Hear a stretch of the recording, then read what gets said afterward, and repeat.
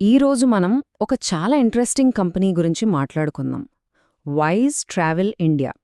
ఈ పేరు చాలామందికి WTIC క్యాబ్స్గా సుపరిచితం. వీళ్ళు అమెజాన్, మైక్రోసాఫ్ట్ లాంటి పెద్ద పెద్ద కంపెనీలకు ట్రాన్స్పోర్ట్ సర్వీసులు అందిస్తారన్నమాట. సో ఈ కంపెనీ కథేంటో కాస్త లోతుగా చూద్దాం. చూడండి, వీళ్ళ క్లయింట్లు ఎవరో తెలుసా? అమెజాన్, మైక్రోసాఫ్ట్, ఇండిగో అన్నీ పెద్ద పేర్లే. మరి అంత పెద్ద క్లయింట్లున్నంత మాత్రాన ఇదొక గొప్ప ఇన్వెస్ట్మెంట్ అయిపోతుందా? అదే మనం తేల్చుకోవాల్సిన అసలు ప్రశ్న. సరే, ముందుగా అసలు ఈ WT క్యాబ్స్ బిజినెస్ ఏంటో సింపుల్గా అర్థం చేసుకుందాం. వీళ్ళేం చేస్తారు, ఇంకా ముఖ్యంగా ఏం చెయ్యరో కూడా మనం తెలుసుకోవాలి. మనలో చాలామంది ఊబర్, ఓలా వాడుతుంటాం కదా. యాప్ ఓపెన్ చేసి బుక్ చేసుకుంటాం. కానీ WTI క్యాబ్స్ అలా కాదు. వాళ్ల బిజినెస్ మోడల్ కంప్లీట్గా డిఫరెంట్. వీళ్లు మనలాంటి కస్టమర్లతో కాదు, నేరుగా పెద్ద పెద్ద కంపెనీలతో డీల్ చేస్తారు. అంటే B2B అనమాట. లాంగ్ టర్మ్ కాంట్రాక్టులు ఉంటాయి. దీనివల్ల ఏమవుతుందంటే రెవెన్యూ చాలా ప్రిడిక్టబుల్గా, స్థిరంగా వస్తుంది. ఓకే, ఇప్పుడు వీళ్ళ క్లయింట్స్ లిస్ట్ చూడండి ఒకసారి. Amazon, Microsoft, IndiGo, Coca Cola, American express అన్నీ బడా కంపెనీలే. ఆలోచించండి, ఇంత పెద్ద కంపెనీలు ఒక సంస్థను నమ్ముతున్నాయంటే మార్కెట్లో వాళ్లకి ఎంత మంచి పేరు, క్రెడిబిలిటీ ఉండాలి. సరే, బిజినెస్ మోడల్ బావుంది, క్లయింట్లు కూడా సూపర్. ఇప్పుడు అసలు విషయానికొద్దాం. అదేంటంటే నంబర్స్. ఈ కంపెనీ గ్రోత్ స్టోరీ గురించి ఎందుకు ఇంతగా మాట్లాడుకుంటున్నారో ఈ నంబర్స్ చూస్తే మనకే అర్థమవుతుంది. వాళ్ల పర్ఫార్మెన్స్ నిజంగా అదరగొట్టేసింది. ఇక్కడ ఈ గ్రాఫ్ చూడండి. ఫినాన్షియల్ ఇయర్ 21లో కేవలం 42 కోట్లుగా ఉన్న రెవెన్యూ ఫినాన్షియల్ ఇయర్ 23 వచ్చేసరికి 280 కోట్లకు, ఆ తర్వాత ఫినాన్షియల్ ఇయర్ 25 నాటికి ఏకంగా 549 కోట్లకు పెరిగింది. అంటే జస్ట్ కొద్ది సంవత్సరాల్లోనే 10 రెట్లకు పైగా గ్రోత్. ఇది నమ్మశక్యంగా లేదు కదా. ఇంకా సింపుల్గా చెప్పాలంటే వాళ్ల 3 ఇయర్స్ CAGR అంటే కాంపౌండెడ్ యాన్యువల్ గ్రోత్ రేట్ సేల్స్లో దాదాపు 84%. అంటే ప్రతి సంవత్సరం యావరేజ్గా 84% చొప్పున వాళ్ల సేల్స్ పెరుగుతూ వచ్చాయన్నమాట. ఇది మామూలు విషయం కాదు. ఓకే, సేల్స్ పెరుగుతున్నాయి, బానే ఉంది. మరి లాభాల సంగతేంటి అనుకోవచ్చు. అక్కడ కూడా కథ దాదాపు ఇలానే ఉంది. సేల్స్ మాత్రమే కాదు, నెట్ ప్రాఫిట్స్ కూడా అదే రేంజ్లో, అంటే దాదాపు 87% CAGRతో పెరిగాయి. ఇది చాలా పాజిటివ్ సైన్. అంతా బావుంది కదా, గ్రోత్ సూపర్, ప్రాఫిట్ సూపర్. కానీ కథలో ఎప్పుడూ ఒక ట్విస్ట్ ఉంటుంది. ఇంత ఫాస్ట్గా పెరుగుతున్నప్పుడు దానికి ఏదైనా మూల్యం చెల్లిస్తున్నారా? ఈ యాంగిల్లో కూడా మనం ఆలోచించాలి కదా. సరే, పైకి అంతా మెరుస్తూ కనిపిస్తోంది, కానీ ఒక స్మార్ట్ ఇన్వెస్టర్ ఎప్పుడూ పైపైన చూసి మోసపోకూడదు. ఇంజిన్ లోపలేముందో కూడా చూడాలి కదా. అందుకే ఇప్పుడు మనం వాళ్ల బ్యాలెన్స్ షీట్ని కొంచెం లోతుగా పరిశీలిద్దాం. ఇక్కడ మనం గమనించాల్సిన మొదటి విషయం అప్పులు.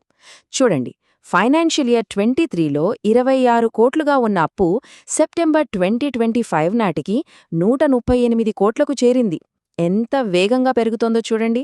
అంటే ఈ గ్రోత్ అంతా కొత్త కార్లు కొనడం, బిజినెస్ విస్తరించడం అంతా చాలా వరకు అప్పుల మీదే నడుస్తోందని మనకి క్లియర్గా తెలుస్తోంది. ఇంకో ముఖ్యమైన పాయింట్ ఉంది, డర్టార్డీస్. సింపుల్గా చెప్పాలంటే వీళ్లు సర్వీస్ అందించిన తర్వాత వాళ్ల క్లయింట్స్ దగ్గర్నుంచి డబ్బులు చేతికి రావడానికి ఎంత టైం పడుతుంది అనేది. WTI క్యాబ్స్ విషయంలో ఇది సుమారు 95 రోజులు, అంటే దాదాపు 3 నెలలు. ఆలోచించండి, 3 నెలల పాటు డబ్బులు బ్లాక్ అయిపోతే రోజువారీ ఖర్చులకి, ఇంకా బిజినెస్ పెంచుకోవడానికి ఎంత క్యాపిటల్ అవసరమవుతుంది? సో ఇప్పటిదాకా మనం చూసిందాన్ని బట్టి ఇన్వెస్టర్లకి కొన్ని కీ కన్సర్న్స్ ఉన్నాయి. మొదటిది విపరీతంగా పెరుగుతున్న అప్పులు. రెండవది మార్జిన్స్, అంటే లాభాల శాతం కొంచెం తక్కువగా ఉండటం. ఇక మూడవది డబ్బులు చేతికి రావటానికి లేటవటం వల్ల క్యాష్ ఫ్లో అనేది నిలకడగా లేకపోవటం. ఓకే, మన ముందున్నది ఒక హై గ్రోత్ కంపెనీ, కానీ కొన్ని రిస్కులు కూడా ఉన్నాయి. ఇప్పుడు అసలైన $1 మిలియన్ క్వశ్చన్. మరి ఇంత గ్రోత్ ఉన్న ఈ కంపెనీకి ఈ రిస్కులతో కలిపి మనం ఎంత వెల కట్టొచ్చు? అంటే దీని వాల్యుయేషన్ కరెక్ట్గానే ఉందా? వాల్యుయేషన్ కోసం మనం సాధారణంగా P/E రేషియో చూస్తాం. ఇక్కడ చూడండి, వైజ్ ట్రావెల్ P/E సుమారు 10.8 ఉంది. అదే వాళ్ల ముఖ్య పోటీదారు అయిన ఈకోస్పిఐ చూస్తే 22 ఉంది. ఇండస్ట్రీ యావరేజ్ కూడా 13.6 ఉంది. అంటే పోటీదారులతో ఇండస్ట్రీతో పోలిస్తే ఇది కొంచెం తక్కువ వాల్యుయేషన్లో ట్రేడ్ అవుతోందని చెప్పొచ్చు. సో ఫైనల్గా వాల్యుయేషన్ మీద మన వర్డిక్ట్ ఏంటంటే ప్రస్తుతానికి ఇది రీజనబుల్గానే కనిపిస్తోంది. మరీ ముఖ్యంగా వాళ్ల గ్రోత్ రేట్ని దృష్టిలో పెట్టుకుంటే ఇది అస్సలు ఖరీదైనదిగా అనిపించట్లేదు. సరే, మనం బిజినెస్ చూశాం, గ్రోత్ నంబర్స్ చూశాం, రిస్కులు చూశాం, వాల్యుయేషన్ కూడా చూశాం. ఇప్పుడు వీటన్నిటినీ కలిపి ఒక ఫైనల్ పిక్చర్కి వద్దాం. అసలు ఇన్వెస్ట్ చెయ్యొచ్చా లేదా? చూడండి, ఈ స్టాక్ అందరికీ కాదు.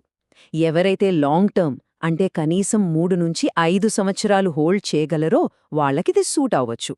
అలాగే పోర్ట్ఫోలియోలో కొద్ది భాగం మాత్రమే ఇలాంటి ఎస్ఎంఈ స్టాక్స్లో పెట్టే రిస్క్ తీసుకునేవాళ్లు ఆలోచించవచ్చు. అన్నిటికన్నా ముఖ్యం, ప్రతి క్వార్టర్ రిజల్ట్స్ని నిశితంగా ట్రాక్ చేసే ఓపిక ఉండాలి. మరి ఎవరు దీనికి దూరంగా ఉండాలి? ఎవరైతే సేఫ్ ఇన్వెస్ట్మెంట్స్ ఇష్టపడతారో, రిస్క్ అస్సలు వద్దు అనుకుంటారో వాళ్లు దీని జోలికి పోకపోవడమే మంచిది. అలాగే రెగ్యులర్గా డివిడెండ్స్ కావాలనుకునే వాళ్లకి, లేదా షార్ట్ టర్మ్లో కొని అమ్మేసి లాభం చూద్దామనుకునే ట్రేడర్లకి ఇది అస్సలు సెట్ అవ్వదు. మొత్తం ఈ విశ్లేషణలో మనం గుర్తుపెట్టుకోవాల్సిన ఒకే ఒక్క కీలకమైన విషయమేంటంటే అప్పులు. ఒకవేళ లాభాల కన్నా అప్పులు వేగంగా పెరుగుతూ వెళ్తే అప్పుడు మాత్రం రీరేటింగ్ రిస్క్ ఉంటుంది. సో ఇన్వెస్టర్లు ట్రాక్ చేయాల్సిన మోస్ట్ ఇంపార్టెంట్ ఫ్యాక్టర్ ఇదే. ఈ ఒక్క పాయింటే ఈ కంపెనీ భవిష్యత్తును డిసైడ్ చేస్తుంది.